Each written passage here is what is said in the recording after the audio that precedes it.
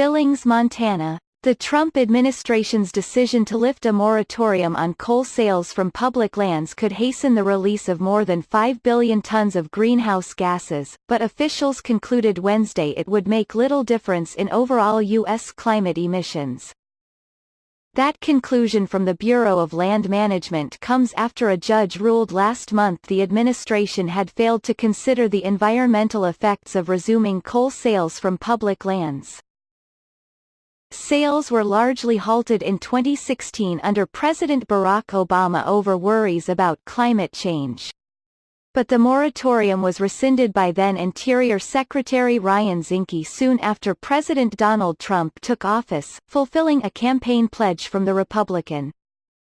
Critics said the Trump administration's contention that resuming sales would have negligible effects on the environment was absurd given the scope of the federal coal program. About 40% of coal burned in the U.S. comes from federal leases, primarily in western states including Wyoming, Colorado, Utah, Montana and New Mexico. Companies have mined about 4 billion tons of coal from federal reserves in the past decade, contributing $10 billion to federal and state coffers through royalties and other payments.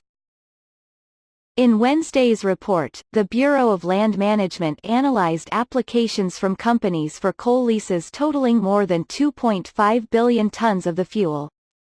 Just over 5 billion tons of greenhouse gases would be produced by burning the fuel for electricity over the next 20 years, the agency said. That's equivalent to just over 1% of greenhouse gas emissions from the energy sector for 2017, according to the agency. The agency's conclusion was based on the assumption that coal sales would have resumed as normal once the moratorium ended in 2019. The lifting of the coal leasing pause would not change the cumulative levels of greenhouse gas emissions resulting from coal leasing, officials wrote. Environmentalists who sued to reinstate the moratorium said that assumption was flawed.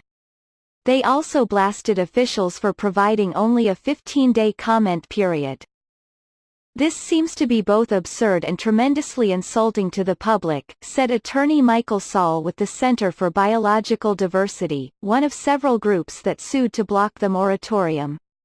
Economics plus physics tell us that mining more cheap coal means burning more coal, which means more CO2 in the atmosphere and a hotter planet.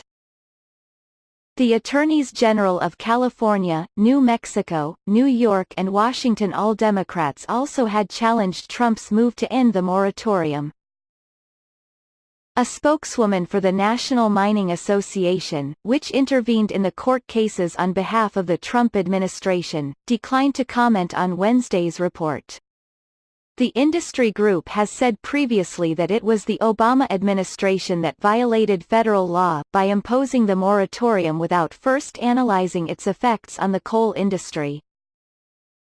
In February, Interior Department officials had announced a sale of coal leases on public lands in Utah by issuing a statement headlined "The War on Coal is Over." They said the sale would not have been possible if the administration had not overturned the Obama-era moratorium. Follow Matthew Brown @https://twitter.com Matthew Brown app.